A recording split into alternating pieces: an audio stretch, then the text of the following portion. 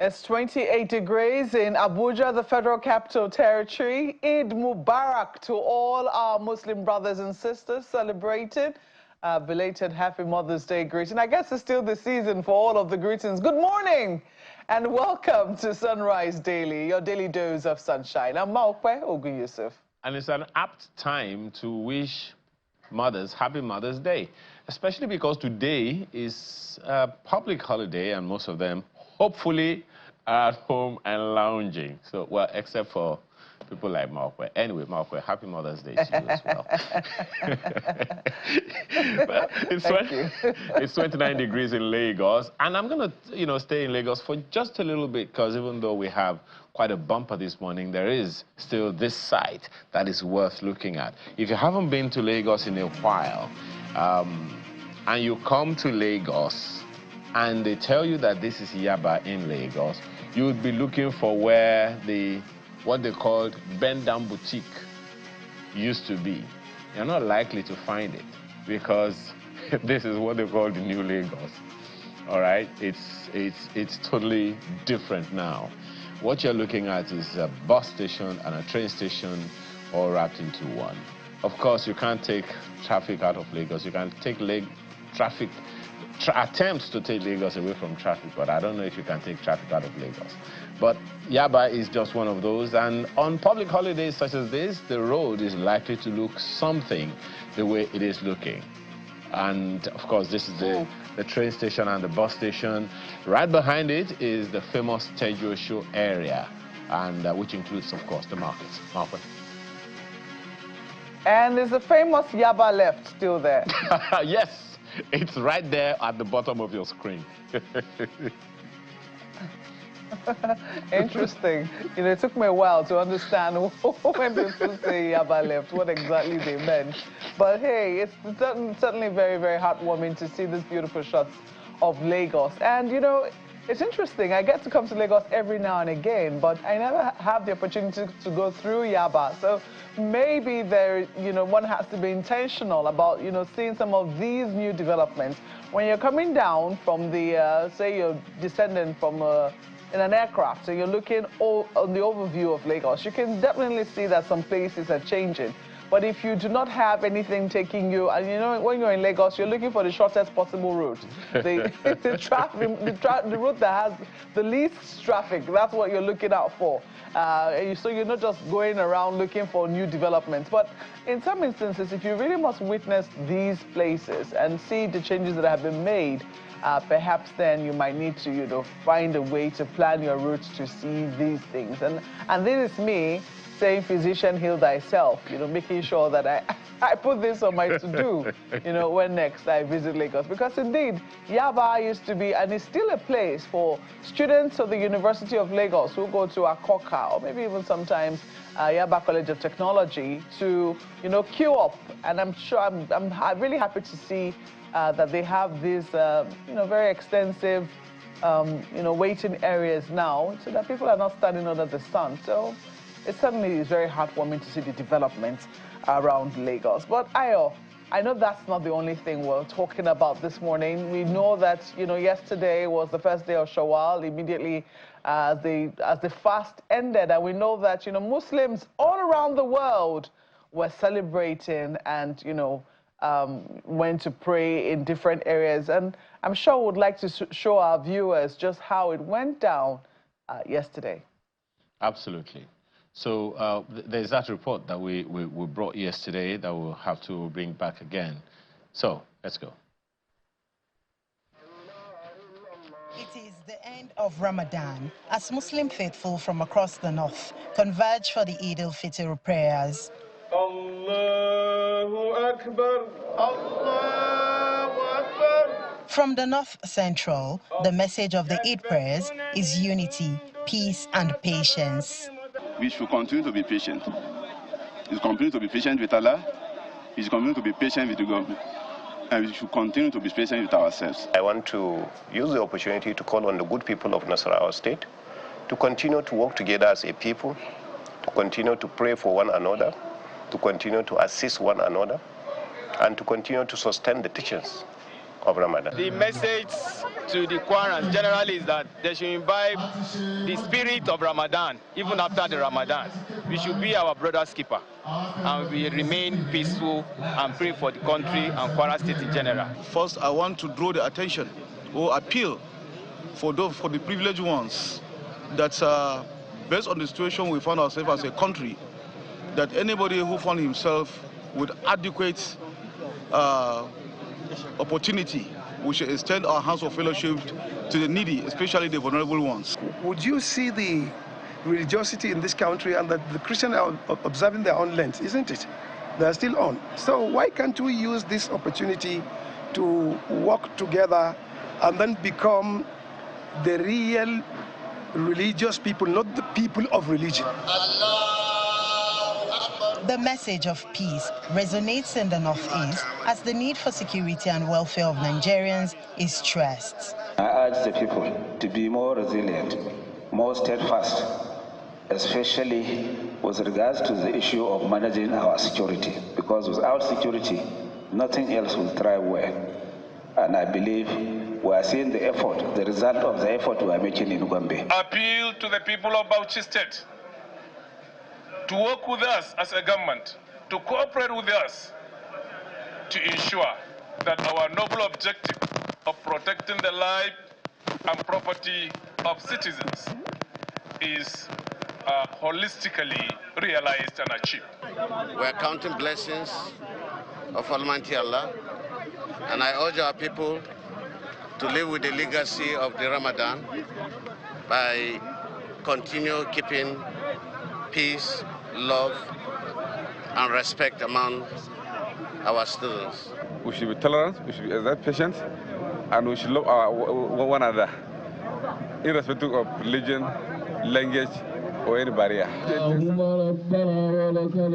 Prayers for divine intervention in overcoming the numerous challenges bedeviling the nation is brought to the front burner in the Northwest. My appeal is to conduct the celebration in peace, and then there should be harmony, and we expect a peaceful celebration all over the state and beyond. My prayer here is to have peace in Zamfara. As you can see, things are getting better in terms of security. We pray to Almighty Allah to continue to grant us the wisdom to be able to overcome the challenges that we are facing in the state and the country at large. It is my hope and prayer that the lessons that we learned of Eid, which is patience, tolerance, and all, that we would carry it forward into the incoming year. We have done now our fasting, and we have finished successfully. All the prayers that has been rendered to us, we acknowledge and we are happy. And I want to tell Kebbi State people that we will do everything possible to ensure that we do justice to all manners of our people. It is a time to reflect on the virtues of patience, compassion, and generosity, which we have cultivated throughout the holy months of Ramadan. As the Muslim faithful depart the various prayer grounds, they are optimistic of a better Nigeria.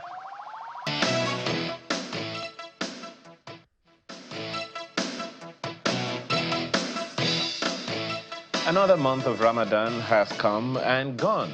But then, every time we ask what the lessons of the season are, I want to take a bit of a different perspective to that this morning and ask, how do we sustain the significance of Ramadan? Because if it wasn't significant, both from the federal to the state to the local governments, no, we won't be giving all of that attention to it. And several people expended themselves for a whole month of Ramadan to observe a significant pillar of Islam.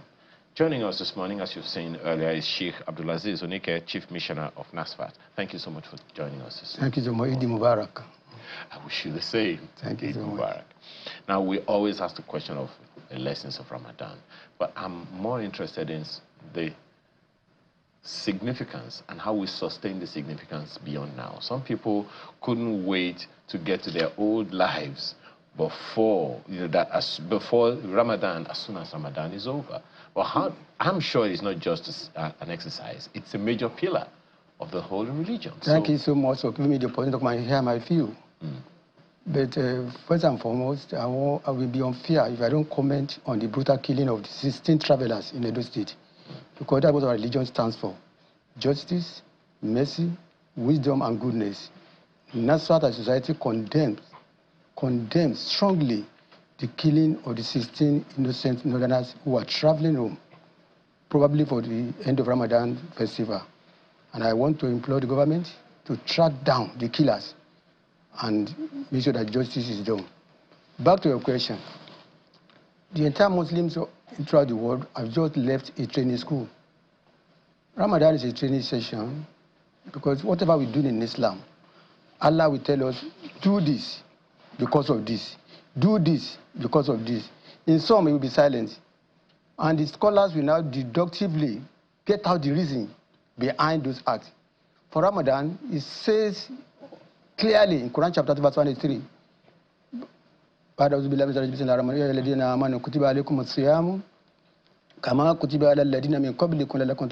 oh, you believe. Fasting has been prescribed for you. It has been prescribed for those who are before you in order for you to be pious.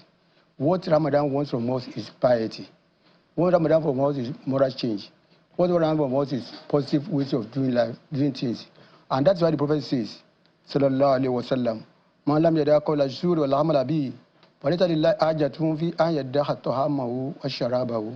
Said, whoever cannot live in decent stock, whoever cannot live bad habit, Allah does not need his living, eating, and drinking. If you are not drinking, you are not eating in the name of fasting, and you are still committing evil acts, you have only gone on hunger strike, or you are only dieting. Because Allah, who prescribed Ramadan, says, in order for you to be pious, in order for you to have moral values, in order for you to be steadfast, in order for you to be patient. And if you don't go through all, if you don't achieve all these things, you have just gone on hunger strike. You have just gone on dieting. And that's why I lead to understand that whatever we do in Islam is a religion of practice. It's not a religion of just saying it, professing it. As he said, we should fast. When he asked us to pray Salat, he said, in a Salat, Salat, 5 daily prayer, will prevent you from lewd talk, will prevent you from indecency. When he condemns fornication, he says an evil way. When he prescribes Ramadan, he says it's for you to be pious. And I've highlighted about 15 lessons here. That if time permits me, I'll go through them. I have no problem with the lessons. I know that there are always... How do we sustain it? Exactly. That's the issue. Because we have people... There's every tendency. Just a second, sir. We have Muslims, if we have religious people in every facet of our lives, in the economy, in government, in the court, in the judiciary, whatever it is, in our electioneering process.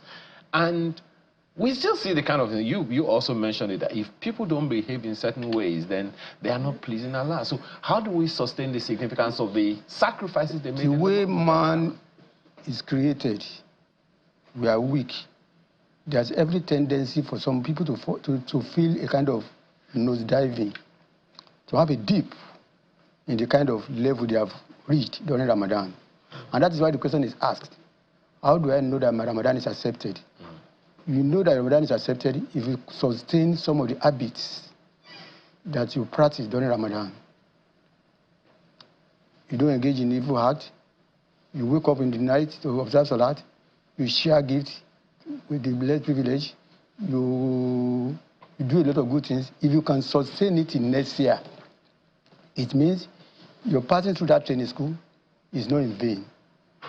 If you don't sustain all the good acts that I will highlight later, 15 things, 15 benefits that we get from Ramadan, if you don't sustain it, it means you have just left drinking, you have not left eating, just for you to diet. Okay, so what are these lessons to sustain? Number 2, we demonstrate obedience. Allah says, do this. And that is one unique thing about Islam. Aslim. We say, Aslamna lillahi wa alamin. Submit. We will not ask. Why must we submit? Even though we ask, you are not committing any offense. Because the angels ask. Why must we prostrate to Adam? Miriam asked. How can I give birth when I have not been touched? Ibrahim asked, how can you give life to the dead? If you ask, fine. But it says fast. We fast. That's obedience. And if you can carry that obedient attitude throughout the remaining 1 year, since the next Ramadan, in the office you are obedient to the rules, in your home you are obedient to the family norms. If you carry that obedience throughout, it means you have imbibed the lesson. But one of the things is, obey me. Some of the postures that we demonstrate in Salat, a non-Muslim will be saying, why are they doing that? And because our Lord, who knows us better, says, do this. You won't query. At times you query, why must I do it? We tell you the reason. Obedience is the first thing. You will remain obedient to the laws of the land, remain obedient to the family values, remain obedient to some of the constitutional provisions that, okay, let's do it whether we are seen or not. Number two, we demonstrate faith. The Prophet ﷺ says, whoever fasts and fasts very well and fasts according to the rules of the game, you will enter paradise through a gate called Rayyan. There's a gate called Rayyan in paradise. It means you're going to enter paradise, basically. And you will not choose a gate. We have faith in that statement without saying it. And what is a faith? What is faith? Faith is believing what you don't see. Metaphorically speaking, in a particular community, they did not have rain.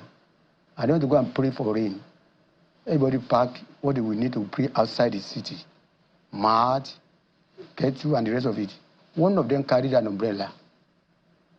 And people were surprised. Why you can't umbrella? I say, what are we going to pray for? We are going to pray for rain.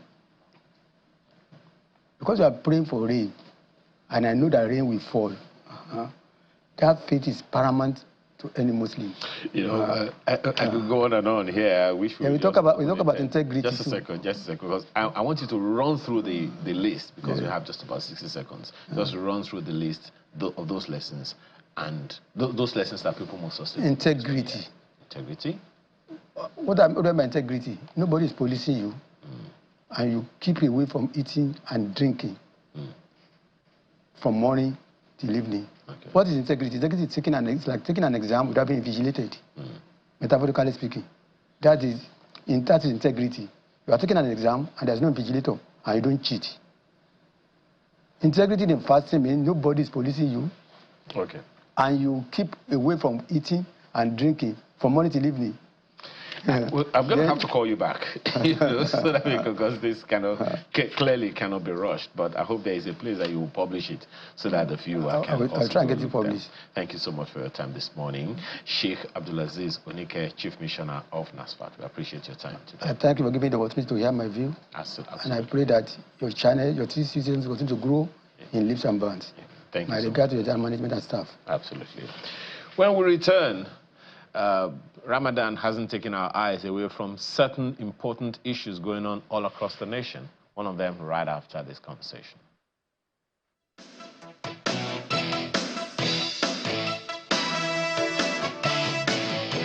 Neither was I pressured to resign. I did so willingly from the depth of my heart. However, as an insider and a key player in the administration, and by my position, who worked closely with the suspended governor, it would be unfair for me to keep mute. It all started with the State House of Assembly, where the governor, Sasmala Fubara, directed his chief of staff to burn down the assembly in a way to avert the suspected impeachment.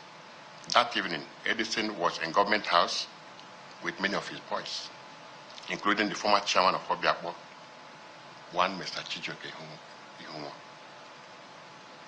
I was there with them when a bag of money was handed over to Edison for that operation, though I did not actually know what it was meant for or the amount inside. I want to tell Rivers people today, the House Assembly was complex. In Moscow Road was clearly brought down by the do of Edison and some of his cohorts. Under the instruction of the sitting governor then, I challenged them to an open confrontation, and this will make us to throw more light on this. Another attempt was also made to destroy the residential quarters of the House of Assembly members, if not for the press conference that was made there by Rivers youths, Rivers elders, and National Assembly members. That would have been another barbaric demolition in Rivers State. Well, that was a briefing granted by the former head of service, Mr. George Nweke, of Rivers State, and you heard what he said. That was done on Friday, and then on Saturday, we also heard his wife saying that her husband was forced to make that statement under duress.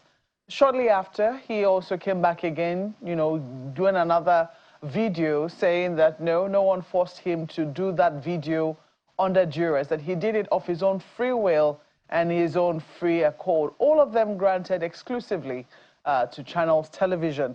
It has caused some controversy because we're now beginning to get back and forth on this issue of Rivers State, who gave who what money, and we also understand now that the chief of staff to the governor, Governor Fubara, has now also sued Mr. Nweke, saying that, or he says he's going to go to court. It's unclear if he has done that. He says he's going to sue him for defamation. Well, these are some of the controversies that are on the ground. The question will be, to what end are all of these allegations? What are all of these shenanigans about? We have joining us this morning Mr. Chetam Wala, who is a legal practitioner and an activist. Thank you for joining us this morning, and shall I say Baraka de Salah to you? Good morning, and thank you for having me. Baraka de Salah to you too. Well, you have always maintained that this dispute in Rivers State is between the governor, Governor Fubara, and, his erstwhile godfather, Minister of the FCT, Mr. Nweke. And I'm wondering, this conflict certainly has now gone out of hand. It has now involved, it has involved everyone. It has involved Nigeria as a whole, because we now have at the federal government level, the president declaring a state of emergency, the National Assembly getting involved to approve that. And we see the controversy is generally causing because everyone is saying, no, this is right, this is wrong. This is basically where we're at. So now that we're getting this new revelation by the former head of service who said he willingly resigned, what were your thoughts when you saw that video? Well, I'm going to start from the build-up you actually laid. The issue on ground now in Rivers State, I must say that at this point, we're no longer dealing with Nweke and Sim again. What about the distraction of this particular video from the press statement from the head of service, the former head of service? Now, I'm viewing things now differently from the angle of the president, that Mr. President is acting a script in Rivers State. And that script is not in the best interest of Rivers people. That script is written to destroy the economy of Rivers State. Because we have argued severally and said that the president had no business declaring a state of emergency in Rivers State. There was no necessary provocation that would have led to the declaration of a state of emergency in Rivers State. Now, back to this issue, I'll return back to the issue of the president, and I would expatiate more on that particular, because what the president is doing in Rivers State is destroying the economy of Rivers State and not even bringing peace, because the sole administrator he sent to Rivers State has confirmed that there is peace in Rivers State. Some of the issues that the president had alleged were the reasons why he declared a state of emergency, which one of them is the House of Assembly not being rebuilt by the governor. The same sole administrator has stated that the House of Assembly has built about 80% and the contractors have been paid fully. Why is the president declaring a state of emergency? Why is just a state of emergency in Rivers State? There are states in the north that have been run over by bandits that do not have, local governments in the north that have been run over by bandits that do not have state of emergency being declared. There are areas where you have serious conflict. Though we recently had killings of people there, hunters, about 16 persons or thereabouts, have been killed. Have they declared a state of emergency? And in Rivers State that is peaceful, that things are going very well in Rivers State, the president has decided to declare a state of emergency and has decided not to even yield to the calls by well-meaning Nigerians to rescind from that particular decision of declaring a state of emergency in Rivers State. It is unfortunate, it is sad, and we condemn it highly. You say he's following a script. The president, I'm telling you for fact. Yes, who has written the script? No, he wrote the script. What exactly is the plot of the script? Let me tell you something.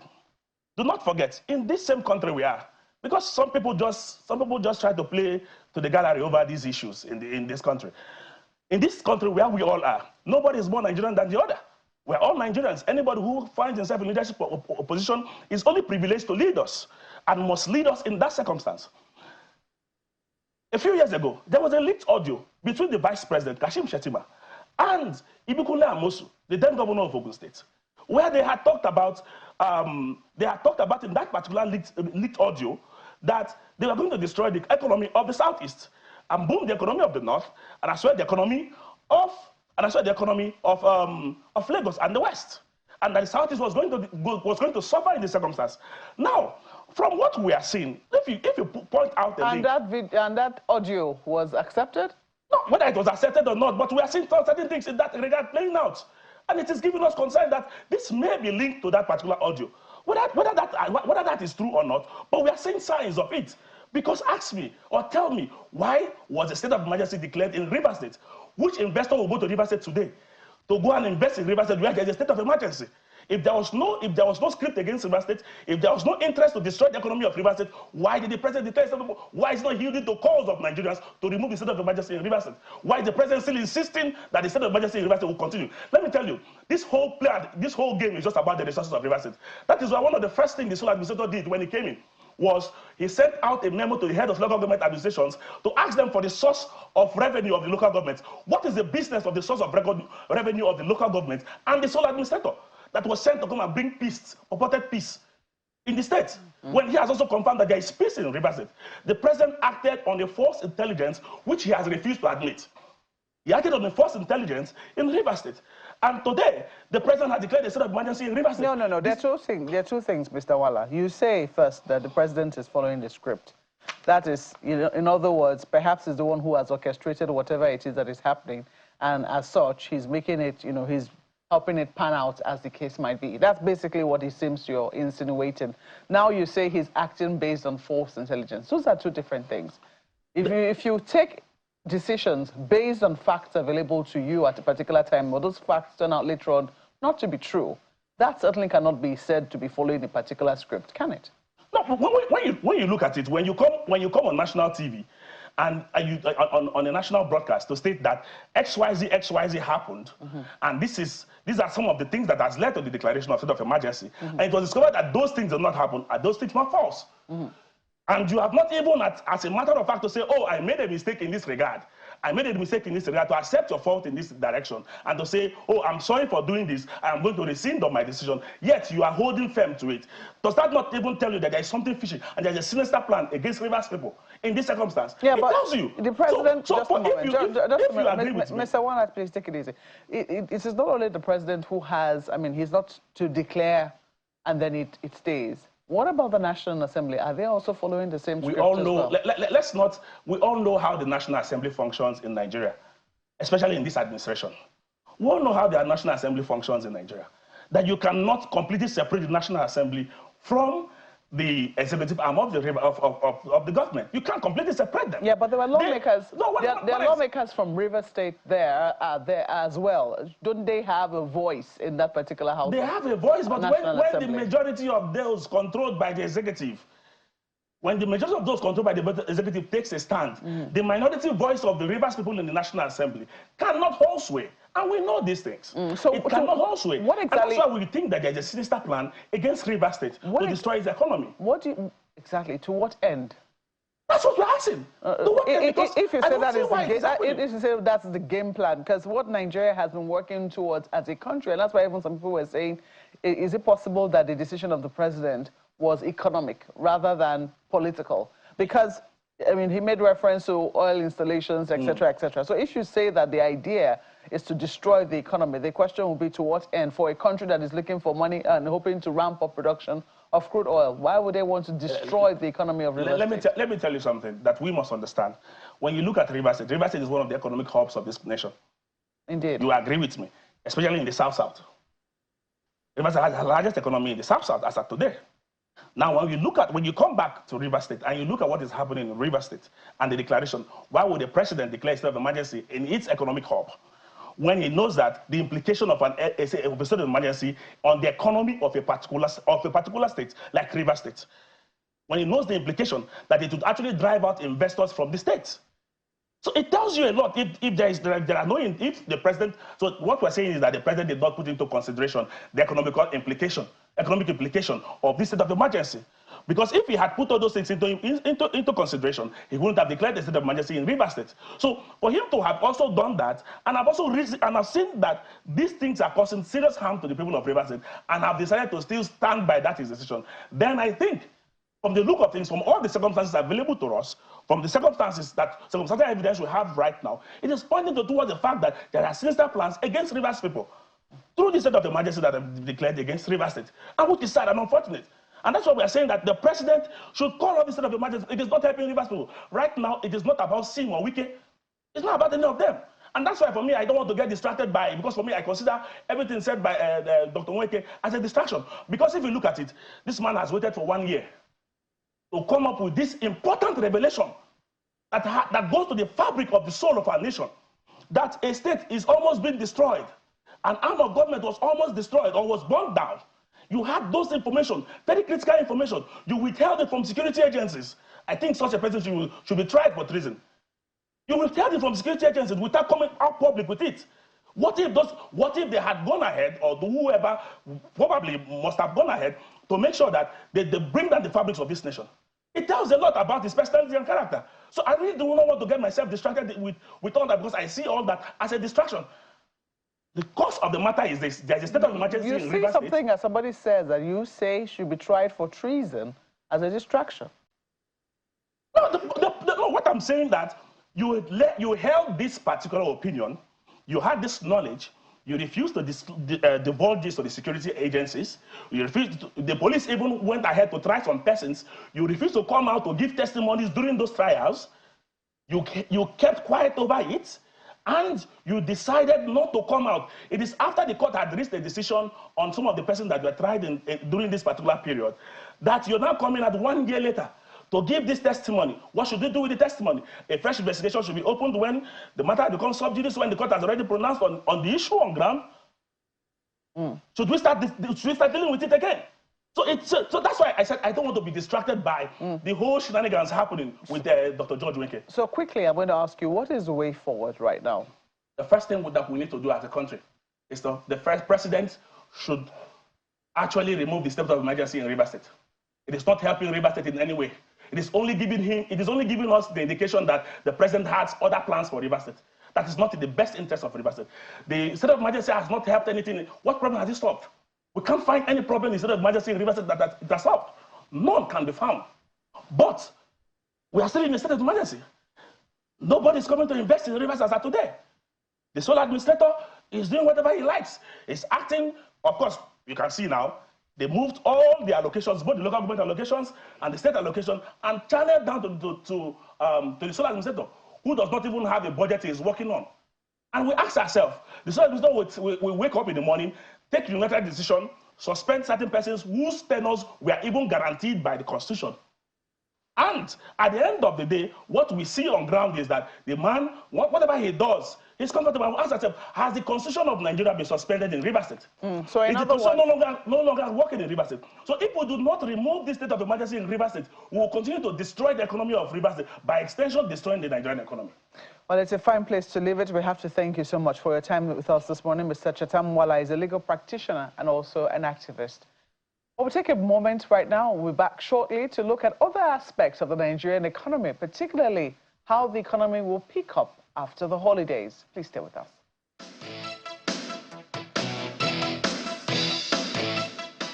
Well, the issues in Rivers State is definitely concerning for so many people, because in the middle of mayhem, in the middle of all kinds of unrest, there's definitely going to be some drama with prices. Whether or not what the political situation in Rivers State is affecting the pump price of fuel, I guess, you know, the people in Port Harcourt will be able to tell us specifically. But it's not just in Port Harcourt or in Rivers State that all of that is happening. The pump price and even prices generally are fluctuating of various things all over the nation. How do these affect not just businesses, Mapwe, but how do they also affect the livelihoods of people? In the build-up to this holiday, for instance, people went to the markets. What were the market prices saying? of basic items, of, you know, eggs, of even minor luxuries just for the season. Well, let's have conversations this morning with Professor Godwin Oyedokun, who is a professor of accounting and financial development at Leeds City University in Ibadan. He's a chartered accountant, a chartered banker, and a chartered tax practitioner. And I'm sure you can take all of our questions this morning. Thank you, and good morning, my people, and thank you for having me. Barka de Salah to you. Barka de Salah. Yeah, pump price has begun what many economists have said will start. Will rise, will fall, depending on the vagaries of the market. Is there cause for concern for Nigerians? No, naturally, there must be cause for concern. And because we all rely on some sort of energy, and that propel a lot of businesses, even non-business activities. Our commuting, basic need in the house, all premise on energy, and that which is fuel. You recall when we used to talk about AGO, it's no longer the diesel, it's no longer the issue as it affects the issue of petrol, which is PMS. So you expect that if there is any activities that affect the prices of this, the price of this commodity, definitely it will cascade down to every minute activities of the organization. And most of the organizations still operate within PMS fueled generating set because of the issue we have around our electricity. I am not sure Nigerians are enjoying basic electricity that's supposed to come from that source. So the alternative to that, as we have it today, is PMS. So if PMS is now a source of concern that's affecting everybody, you understand and you will also agree with me that every bit of activities in the economy will be affected by same. And if I may press further, if the source of your production is within this country and you must operate 24 hours, then you need power.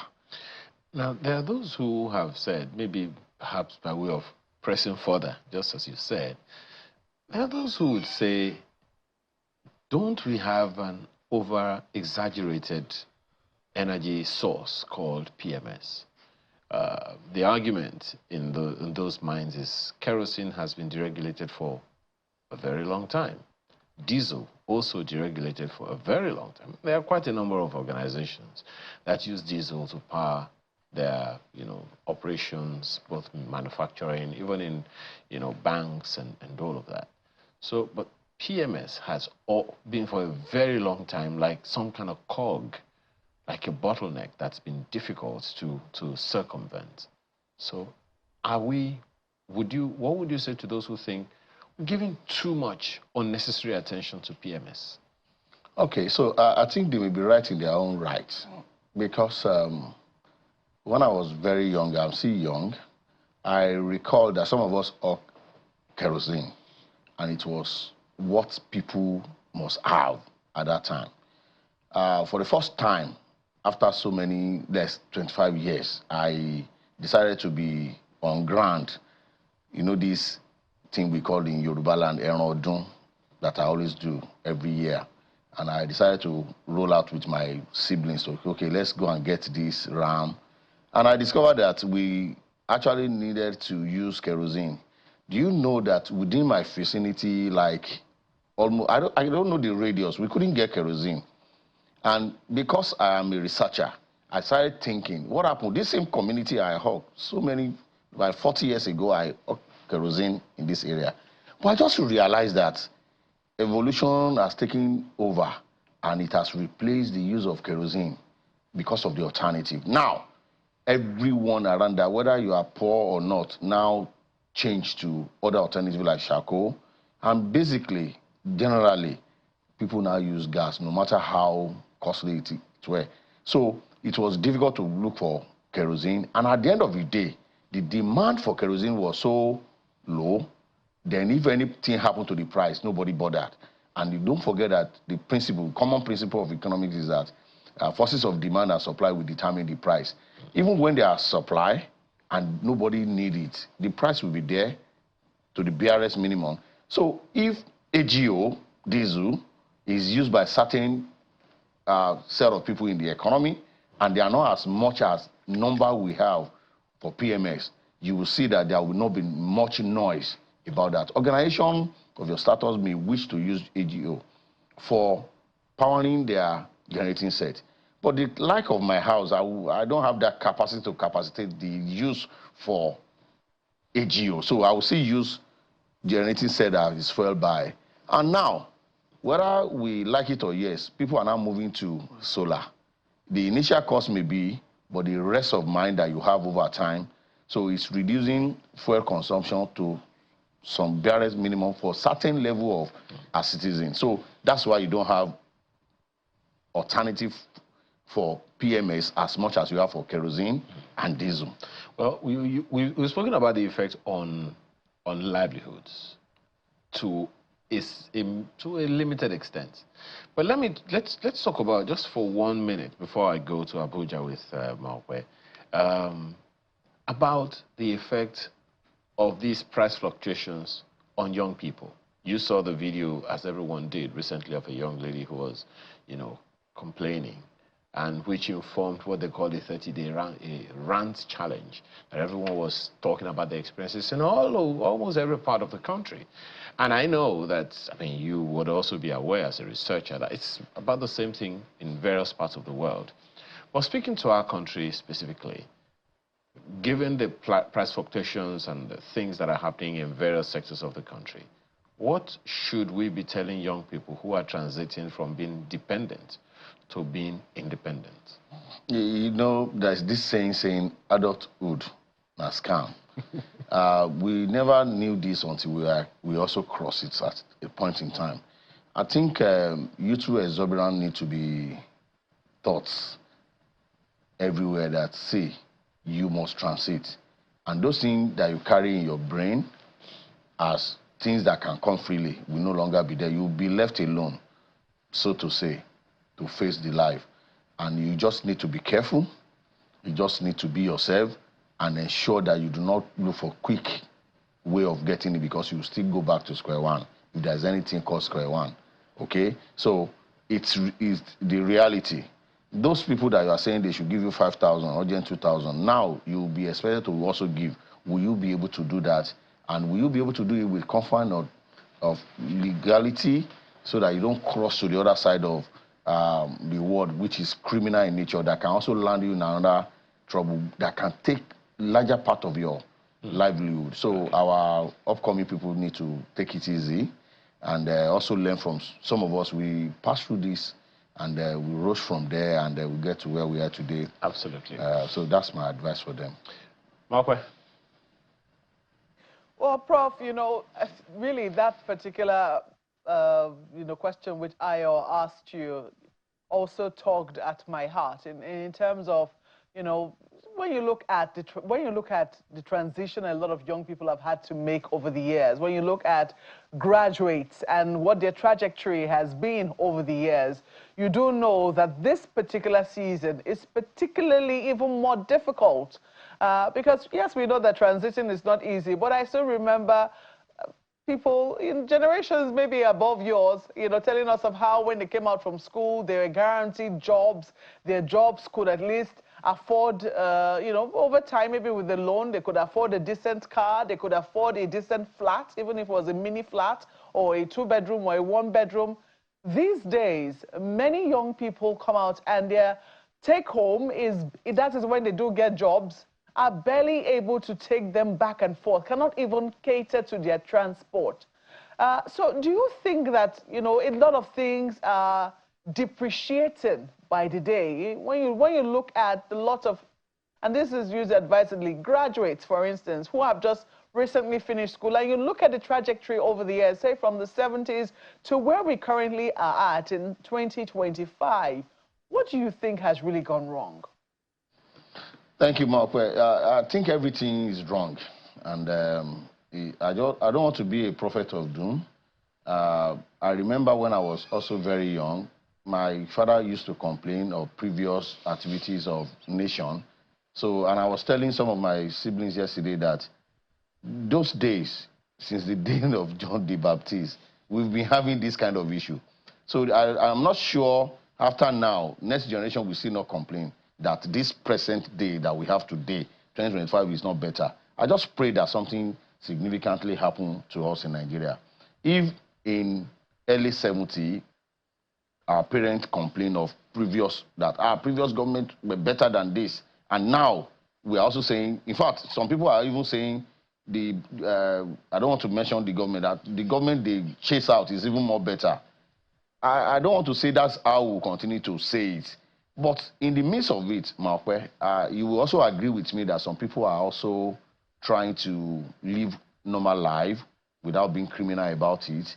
We just need to talk to ourselves that in the midst of complexity, we need to get ourselves together, operate within that. Is what you buy that you will sell with premium. So what economy push to you, take it, repackage it, add your value, and move on. It will continue to be like that. When I served, I remember I was one of those people that fought for increment. I never enjoyed it, and that's how it is. So also, the take home for everybody, I don't want to come to public TV and be telling you that this is what salary of people are. And when you see people live above that, then you need to check them discreetly, and you understand that the economic is not what you think it should be.